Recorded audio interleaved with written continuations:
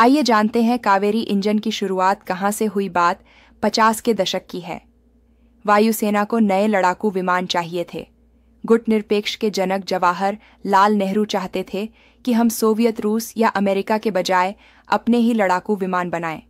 सरकारी company Hindustan aeronautics limited यानी HAL तब विमान का ढांचा तो बना लेती थी, लेकिन इंजन उसके बूते से बाहर था। तमाम कोशिशों के बाद भी जब बात नहीं बनी तो नेहरू सरकार ने हिटलर वाले जर्मनी के दौर में लड़ाकू विमान डिजाइन करने वाले जर्मन इंजीनियर कुर्ट टैंक से संपर्क साधा। दूसरा विश्व युद्ध खत्म होने के बाद ऐसे तमाम जर्मन साइंटिस्ट और इंजीनियर लैटिन अमेरिकी देशों, खासकर अर्जेंटीना, भाग गए थे। 1956 में भारत में कुर्ट टैंक ने HAL के साथ मिलकर लड़ाकू विमान का इंजन बनाना शुरू किया। साल 1961 में इस इंजन से उड़ने वाले HF-24 मारुत लड़ाकू विमान का ट्रायल हुआ। 1966 में इसे वायुसेना को सौंपा गया। विमान को आवाज से ज्यादा की स्पीड पर उड़ना था, लेकिन ऐसा कभी हुआ नहीं। हालांकि 1971 में भारत पाकिस्तान युद्ध के दौरान लोंगेवाला की लड़ाई में HF-24 मारुत ने पाकिस्तान के कई टैंकों को तबाह कर दिया था। कमजोर इंजन होने की वजह से ही 1982 में वायुसेना ने इसे अपने बेड़े से हटाना शुरू कर दिया। इसके बाद दिसंबर 1986 बेंगलुरु में गैस टरबाइन रिसर्च एस्टैब्लिशमेंट यानी GTRE ने multi role light combat aircraft यानी LCA के लिए स्वदेशी कावेरी इंजन बनाना शुरू किया। 13 साल बाद GTRE ने 9 प्रोटोटाइप कावेरी इंजनों के साथ साथ 4 कोर इंजन बनाए। भारत के साथ ही रूस में 317 घंटे की टेस्टिंग की गई, लेकिन ये इंजन लड़ाकू विमान को पावर देने के जरूरी पैरामीटर पर खरे नहीं उतरे, यानी हम आज़ादी के बाद से अब तक लड़ाकू विमान का इंजन नहीं बना पाए। क्या है Kaveri engine? Kaveri engine DRDO की lab GTRE gas turbine research establishment द्वारा विकसित किया जा रहा है। ये एक low bypass twin spool turbofan engine है जो करीब 80 किलो न्यूटन थ्रस्ट देने की क्षमता रखता है। इसे शुरुआत में LCA तेजस को पावर देने के लिए बनाया गया था। इसमें FADEC full authority digital engine control system लगा है जो इंजन की परफॉर्मेंस को हर हाल में बनाए रखता है। इंजन को इस तरह डिज़ाइन किया गया है कि वो हाई टेम्परेचर और हाई स्पीड पर भी थ्रस्ट लॉस को कम करे। कब से चल रहा है प्रोजेक्ट? कावेरी इंजन प्रोजेक्ट की शुरुआत 1980 के दशक में हुई थी। इसका मकसद था भारत को फाइटर जेट इंजन के मामले में विदेशी निर्भरता से आज़ाद करना, लेकिन प्रोजेक्ट में देरी हुई। 2008 में इसे तेजस प्रोग्राम से अलग कर दिया गया था, लेकिन अब इसका एक वर्जन घातक जैसे अनमैन्ड स्टेल्थ एयरक्राफ्ट्स UCAV के लिए तैयार किया जा रहा है। इसमें प्राइवेट कंपनियां भी जुड़ी हैं, जैसे कि गॉडरेज एरोस्पेस जो इंजन मॉड्यूल सप्लाई कर रही है। दुनिया में पहली बार साल 1930 में जेट इंजन का पेटेंट कराया गया था। 33 साल बाद भी दुनिया के सिर्फ 4 देश ही लड़ाकू विमान के जेट इंजन बना पाते हैं। इनके नाम हैं अमेरिका, ब्रिटेन, फ्रांस और रूस।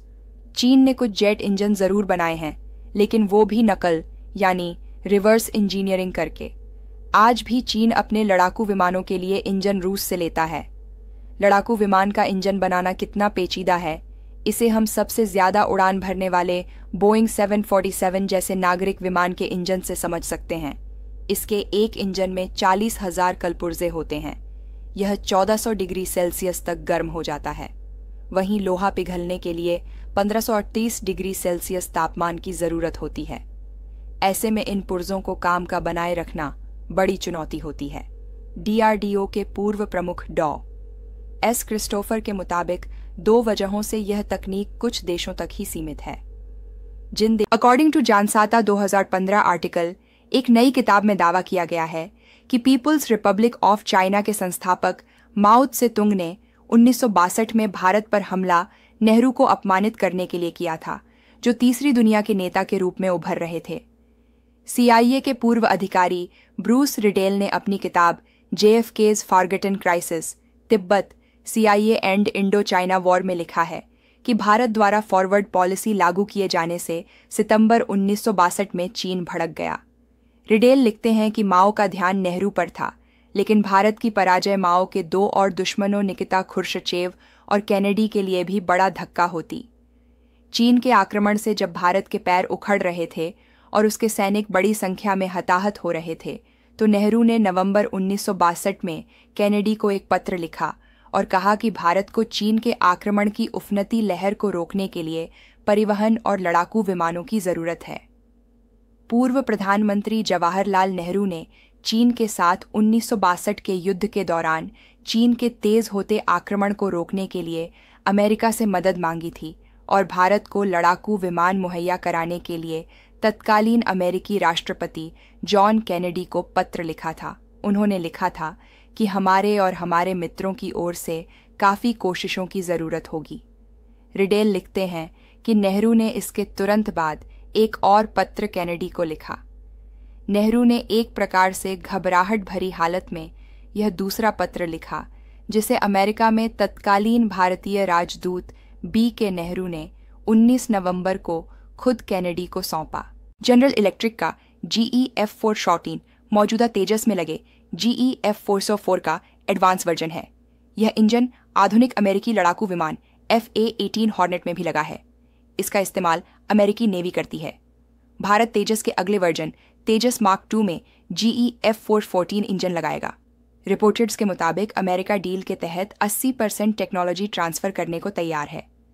जनरल इलेक्ट्रिक और HAL मिलकर भारत में GE F414 टयोन फैन इंजन बनाएंगे। इस जेट इंजन को भारत में बने तेजस मार्क II लड़ाकू विमान में लगाया जाएगा। भारत में इसका प्रोडक्शन शुरू होने के बाद भारतीय नौसेना के लिए तेजस मार्क II के साथ ही एडवांस्ड मीडियम कॉम्बैट एयरक्राफ्ट यानी AMCA और स्वदेशी twin engine deck based fighter यानी THBF में भी इस इंजन का इस्तेमाल होगा। 2010 में GE को जेट इंजन का ज़्यादा पावरफुल वर्जन F414 सप्लाई करने के लिए चुना गया था।